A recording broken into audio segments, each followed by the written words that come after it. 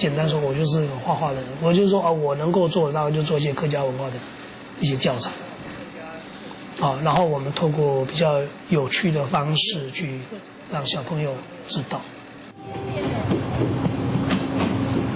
走进屏东竹田车站，这里展示许多客家味浓厚的小东西，但是大家一下子就会聚焦在一本封面酷炫的客家漫画书和可爱的客家人物公仔上。对，然后画一些老人斑的，而这全都是出自艺术家张崇金之手。头巾是他的标准造型，道地的高雄美浓客家子弟，平时从事漫画教学，致力保存客家文化，还自创屏东县漫画局。很多人都真的认为说，屏东县政府真的有设漫画局，我自封局长。最新的这一本《六堆风云传》是张崇金第4本漫画书，客观描述客家的历史故事。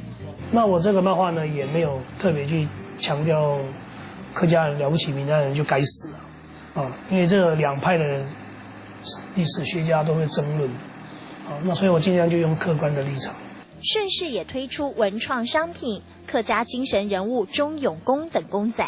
北部叫义民爷，我们南部叫钟永公其实都是同样的，都是为了保家，为国，然后牺牲的一些烈士。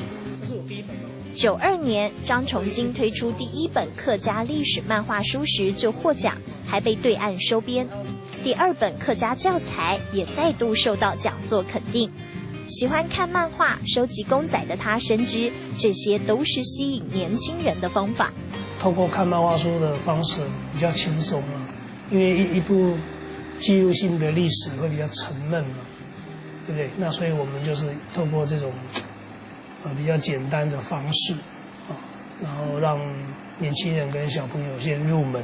对于客家文化传承，他认为语言最重要，方式他也很有想法。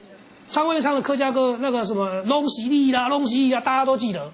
他如果唱个客家歌的话，大街小巷播放，大家知道这是客家歌了。